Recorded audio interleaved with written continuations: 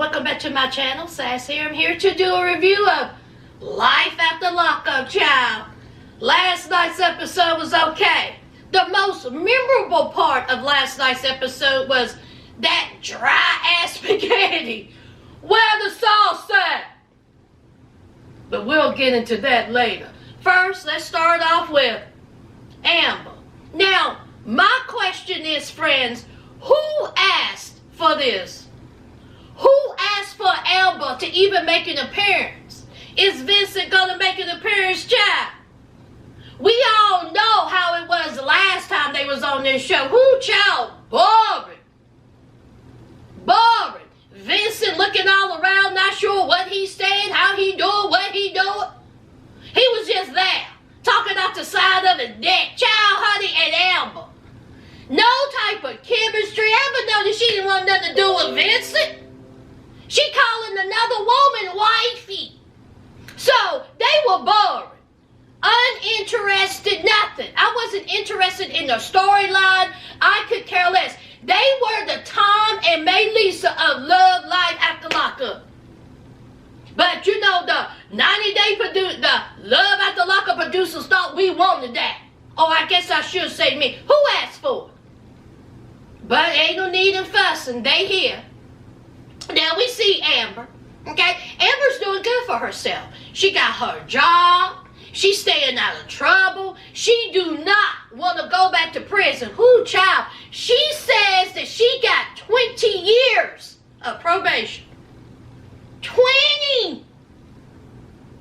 Oh my God. Girl, you was moving some weight, honey. She said that she was making 15 to, what was it, y'all? 15 to $20,000, was it a week or a month? Child, she was making some money. And you paid for it. Okay?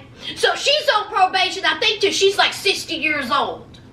She says she don't want to have nothing to do with Vincent. Vincent was shady because Shady's just shady boots.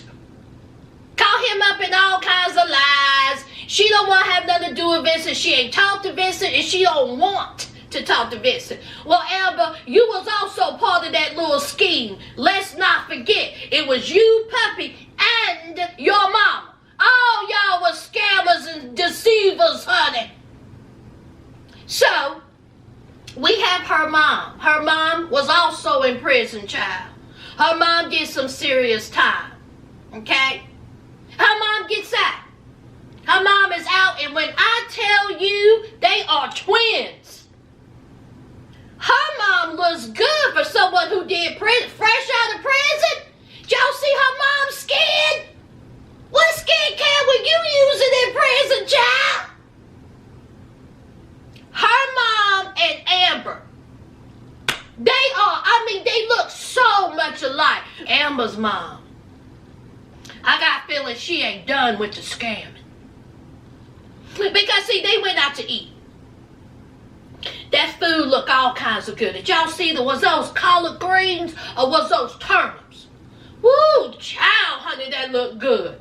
So they're sitting down to eat, and of course the mama brings up Vincent. Have you talked to Vincent?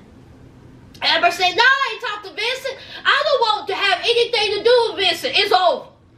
Get over it. It's over. And so the mom is like, oh, so it's just going to be about you and Puppy. See, yes, and Puppy, her wifey, she's also getting out soon. Amber feels some type of way about it. See, Amber is still living with Puppy's mom, and it's going good. But she feels like that when Puppy gets out of prison, Puppy may be, going back to her old ways. How's she going to adjust to the outside world? Is she going to try to be a scammer, Miss Scammerson? Mm-hmm. The mama sure is. The mama says, well, wait a minute, pump your brakes about Vincent. What about our plan? We had a whole scheming, scamming plan. You just gonna drop that? Amber said, it's over. I don't want to have anything to do with Vincent. Y'all see that mama's look? Honey, she had a little smirk. She was like, I'll see about that. Her mama is still with the SHITS. That may be the saving saving grace of Amber's storyline. I want to know about this mama. Honey, that mama, honey, she ain't changed. Has she changed, y'all? I don't think she's changed. She's all about making money. She ain't trying to do nothing on the outside world. We shall see. Let's move on. All right, let's knock two out the way. Let's talk about Shane and Lacey, okay? As we know, Lacey, she is pregnant. She's there with the kids. I think, what were they making, sandwiches or something? We have Shane outside talking to his homeboy. I really wish that Love After Lockup will give these people a dental plan. That's all I'm saying. That's all I'm saying. Shane is outside talking to his homeboy. Him and his homeboy did prison time together. Love After Lockup, it's all your friends, these people involved in this show. The only friends they have are prison people that they did time with. They don't have any, nobody with clean records as friends. I guess, honey, it's who you know. It's who you gravitate to, child. It's who you have things in common. So be it. So he's telling his homeboy about, life and how, Lacey had lost, the twins and how she's doing well now, how the baby is doing well. So it's all good, okay? Then they bring up John, child. Of course you're going to bring up John. Shane said Lacey through with John. She ain't got nothing to do with John, honey. Nothing.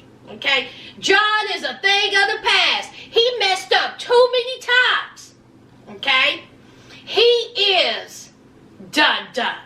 Alright? And so that friend, that friend was like, listen, you should have handled him when he was here. But if I see him, I'm going to handle him. That's what that friend said that has the dental problems. He said he going to handle him. What you going to do? Only thing John got to do is bust you in the mouth. That's all he got to do to you, child. If Shane wanted to handle John, he would have handled him. Instead of them doing all that screaming and yelling in that bedroom, I wanted to see hands. But we see John. John getting out of jail. John is getting out of the jail. And honey, did y'all see John walking out? Honey, John had a smile on his face and he was like, I'm here. We know John is with the SHITS's. We know this. I like John. Because John is so ridiculous. John act like he about it. He don't care.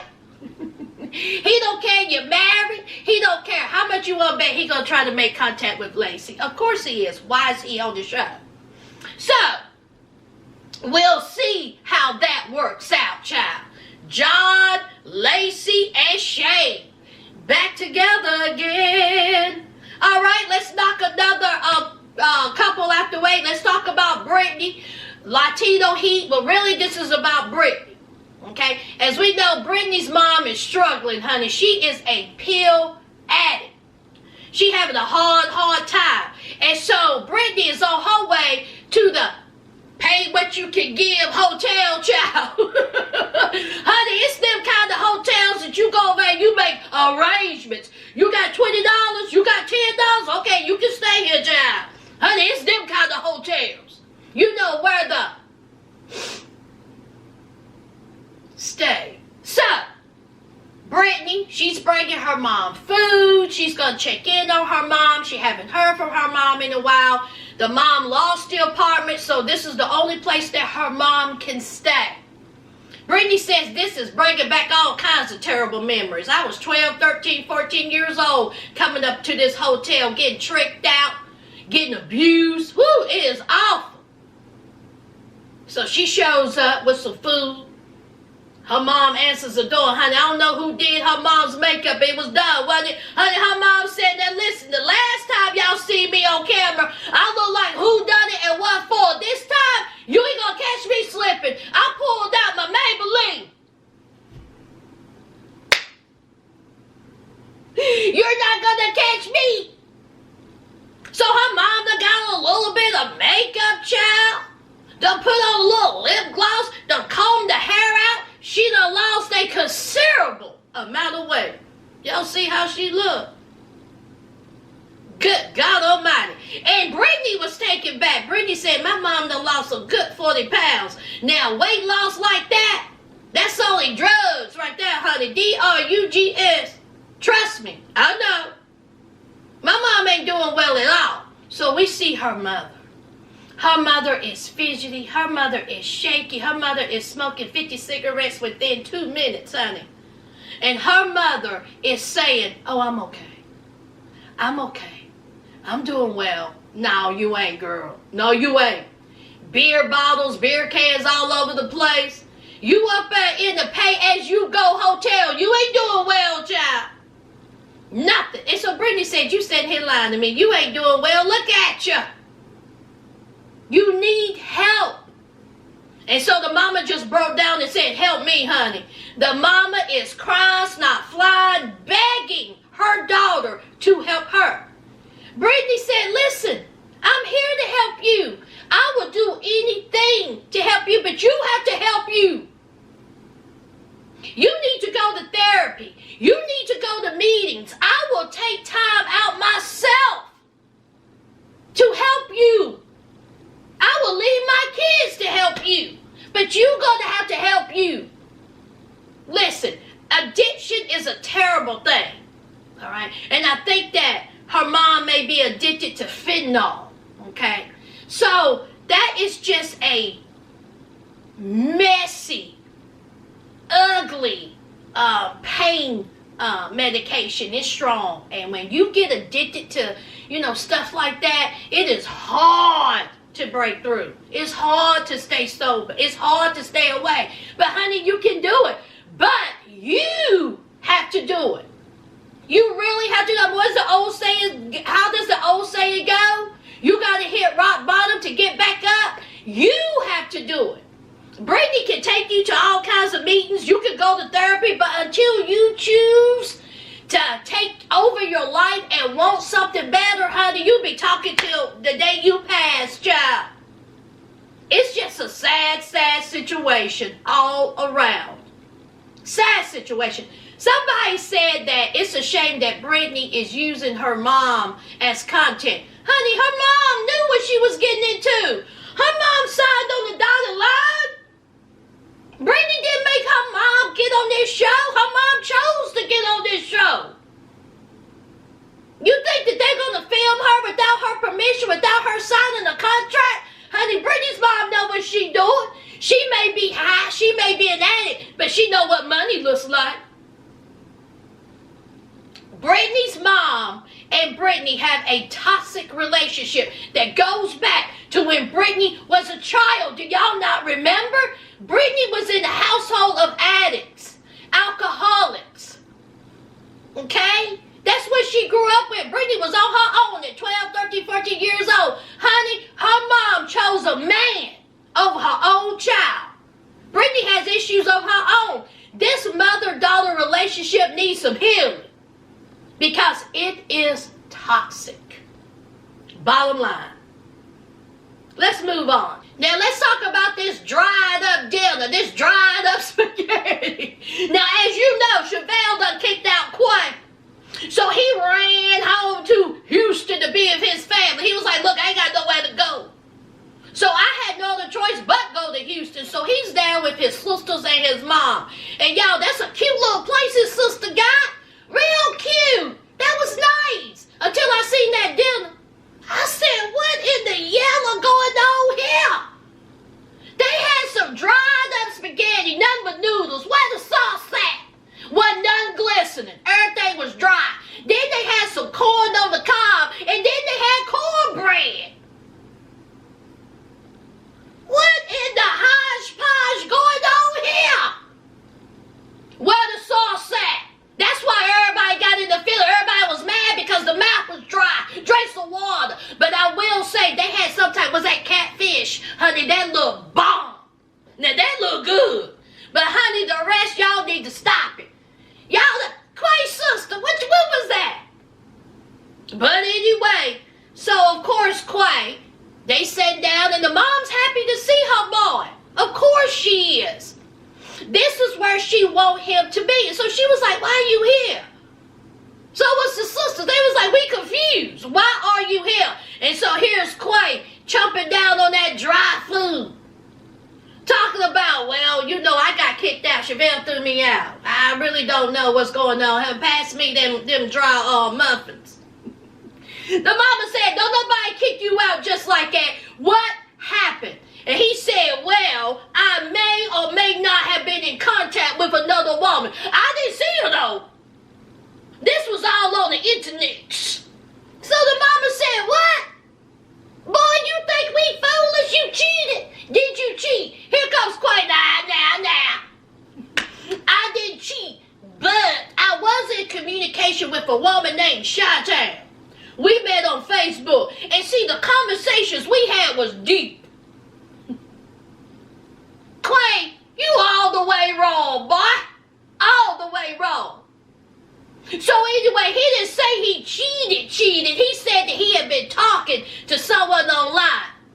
And then he said, listen, I messed up, but I'm going to try to do everything I can to get Chevelle back. See, she just mad right now. But I'm going to try to do everything I can. I messed up. Okay? Because, see, when I was locked up, Chevelle held me down. Chevelle came to visit. Chevelle came to write. Chevelle put money on my books. None of y'all did. Pass me that dry spaghetti. And honey, that's in a spirit through that sister. That sister said, look at this Negro here. Are you excuse me? Chevelle wasn't the only one that helped you out. You only known her, what, 2 to 3 years? And you saying that she just changed your life like that? What about us? You're going to be coming up in my house telling me I didn't help you out. He said, where were you? Chevelle was there when I needed her.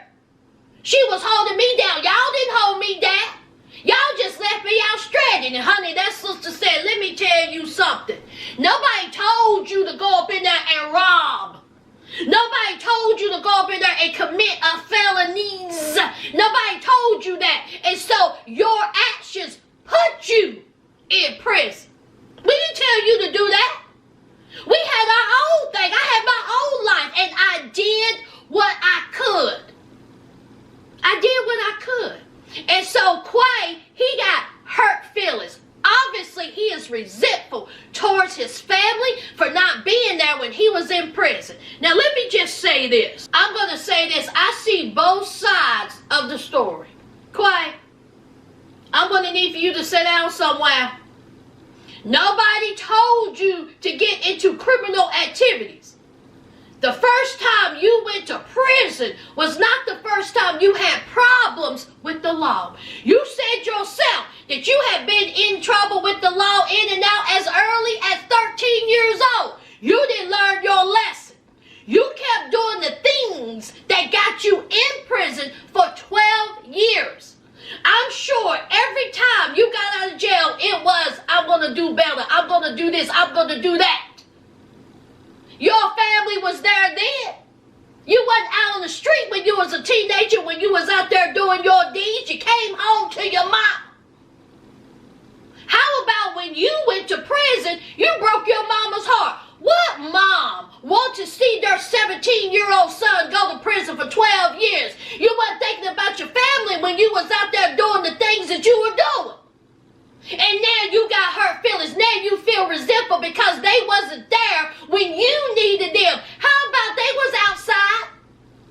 And just like the sister said, she was crying. She was upset by this. And I understand hers. She said, we got things to do. Our life can't stop because you're in prison. We got to do things too. We got families. We got to take care of ourselves. We can't be sending you money all the time, every day, all day. We did what we can. I missed you when you was away. And yes, I could have did better. But I did what I can. I completely understand what Quay's sister was talking about. Now, I know it's not easy. It can't be easy being in prison and you just sitting back and you thinking about things that you could have did or not did or whatever. But Quay, you put yourself down. Now, as for you, Quay, talking about how Chevelle held you down and she was there for you when the family wasn't there, if that's the case, where's the respect for her then? Why are you talking to Chi-Town? But see, now to your family, she's all about it. She's the woman of your dreams. She's the love of your life. But yet and still, you feel the need to talk to Chi-Town. Did Chi-Town put money on your books? Did Chi-Town write you letters? Did Chi-Town come and visit you? Chevelle did. Also, now it's all about Chevelle. Boy, you better make up your mind on what you want. Either you want to be with Chevelle or you don't. One or the other. Because, see, Chevelle said she through with you. So you're going to have to do some key swing. That's what you're going to have to do, Quay. So anyway, y'all, what y'all think about Quay and his family dynamic? Child, that's why when people go to prison, it ain't just that one person that it affects. It affects the whole family. The whole family is hurt by this. What a devastating thing. Devastating. But anyway, he's out, and so he needs to go and beg Chevelle for forgiveness if that is what he wants. Y'all, what about when he took the shovel? Where were you at, man? You gonna be coming up when you turned up my stuff. Boy, throwing a temper tantrum. Got out my neighbors cutting on their lights. Let's move on. Let's talk about Shawn and Destiny. I want to make this real quick. Whatever comes Shawn way, he deserves it. I hope Destiny don't show up for court, and I hope Shawn is stuck with $50,000. Is that mean, y'all? Oh well. I hope Destiny skips out with the car, with the credit cards, everything. Because Shawn knows this. Red flags everywhere. Just punching them in the face, literally. Red flags. And he chooses to pick dumpster-fire Destiny over his family. He's garbage. Garbage. And we have Destiny, okay? Destiny at the sister's house, just trashing Shawn. Talking about she loves him, but not quite sure she wants to be with him, child. Destiny's sister is refusing to take his phone calls. Destiny done blocked his number, but she still got his car and credit cards. And here's Shawn, he was talking to the sister about the pregnancy test and all this. Instead of you being in a pool talking about a pregnancy test, why don't you contact the police and report the card stolen and report the car stolen? Because I guarantee you she will unblock your number then with your dumb ass. I swear these people wear helmets. Tighten it up. Oh, I can't stand these two. You got this woman running around here with all kinds of things, and you sitting there talking about she may or may not be pregnant. You out here talking about you still love her. Shawn! Go stub your toe. Go put your hand in the meat grinder with your stupid self. And here's Destiny. Destiny don't care nothing about this man. She talking about, oh, well, if he gets stuck with the $50,000, she talking about, you know what? If I go to prison, I'll still have Shawn in my back pocket. The sister said that Destiny loves money. She loves money, and so Destiny ain't gonna give that up. Destiny ain't dumb like that. Destiny know that she'll just do a little bit of sweet talking, and Shawn, what do you need, Destiny? What do you need? I got you. I love you. The sister said she got the car, she got the credit cards. She gonna run that up, and Shawn will still be that child. And that's what Destiny said. Destiny said if I go to prison, I know that Shawn will be there to put money on my books, to give me whatever I need. See, I just need him in my back pocket. I just need him right here. That's all I need. And Shawn's dumb self will do it. Shawn come talking about that he's almost, if Destiny don't show up for court, he'll be out of $100,000. He already in the hole for $49,000. So he goes to work because he ain't seen or heard from Destiny. So he go to work. And And so his homeboy was like, what's up? What's up? And so he was like, haven't heard from Destiny. I don't know, something's not right. And so the people at work has already told him. We told you that girl ain't right. We told you this. But oh no, let me spend $49,000. So he says that Destiny don't have social media, but the sister do. So he goes to Facebook, the sister's Facebook, and what? He finds Destiny under another name. Over there hugged up, kissed up with dudes. One dude that says she was engaged. Another dude that says she's engaged. How is she a hustler? She played you like a fiddle with your stupid self. And he comes talking about, I don't know. Maybe she have different lives. I may not know Destiny like I thought. You think? Dumb. You wasted time, energy to be with a woman who used you, who disrespected you. Meanwhile, you kicked the woman of your children, the mother of your children, down to the ground, child. You may be out of $100,000 for some dumpster fire piece of trash.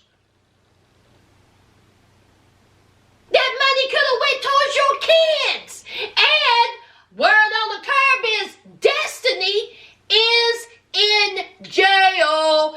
Destiny is in jail. Destiny is in jail. Destiny is in jail. Shawn is a fool.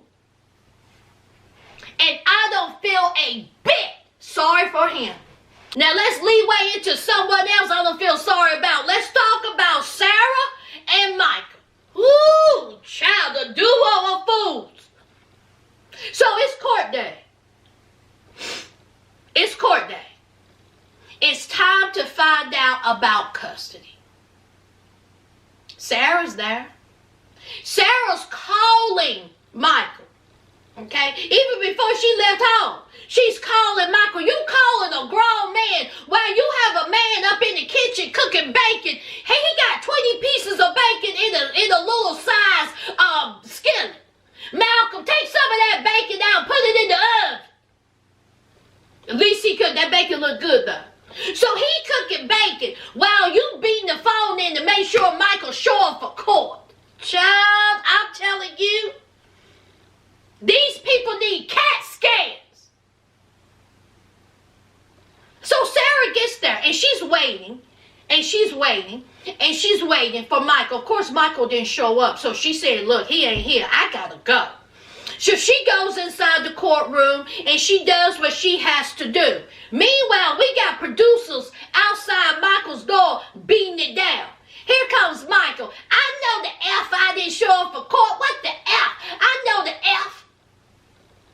Michael could not get his musty, dirty, no good having self out of bed to go to court. He said that he set his alarm clock, his phone, and that girl's phone. See, Michael spent the night with his demon D, doing the D, getting drunk, probably getting high, having SEX, instead of thinking about his children. You mean to tell me you got time to put on a bear outfit, but you ain't got time to show up for one of the biggest moments of your life? You're trash. Trash. You're trash. You keep talking about how you here for the kids, how you love the kids, how you want to spend time for the kids, but you couldn't show up for court? You're crazy. You're crazy. But we all know what he is, right? We all know what Michael is. And here is Sarah talking all this stuff, asking all these ridiculous questions. Talking about, why didn't Michael show up for court? Why is he like this? Why is he not showing up for his kids? He talking about he cared for his kids. Sarah, why are you asking these questions? From what we have seen, or I should say I have not seen Michael show 1 ounce of responsibility. Not one. So why are you surprised by this? Why? He don't care nothing about those kids, because if he did, he would have showed up for court to fight for him to at least get some part of custody. Now, while he's sitting on the bed looking musty, crusty, and dusty, he come talking about, I don't know what Sarah did. I don't know what she pulled up out her hat. I don't know what she said. Fool, you should have been there to know. So we have Sarah going back, and she told Michael, she said, look, he didn't even show up.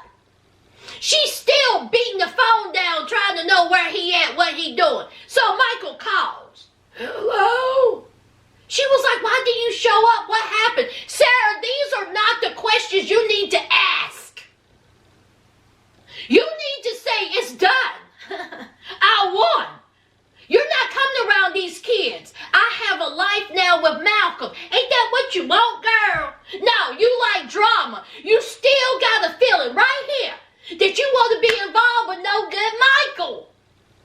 Malcolm, why are you there? So she's in the middle of a conversation with Michael. Michael want to know what happened in court. What went on in court. What Sarah said in court. And then he tells Sarah, I'm on my way. I'm pulling up to you. You come on. Okay, you come on. You come to my house. It will be something waiting for you. The audacity of Michael, still dictating what he gonna do. And Sarah just like this. Boy, I tell you, when he show up at y'all's house, he daggone sure wouldn't pull up in mine. He can pull up, but you best believe it ain't gonna be the same way you leave. You have disappointed these kids time and time again, and you gonna tell me you come to my house? Okay. Alright. I ain't gonna do that. We just gonna have a talk. That's right. We just gonna talk, Michael. We just gonna talk. We just gonna talk. We just gonna do several talks. That's all. Just trash. Woo! So anyway, y'all, what y'all think? Y'all know what to do. Leave your comments down below. Don't forget to hit that like, comment, and subscribe. And until next time, friends, bye.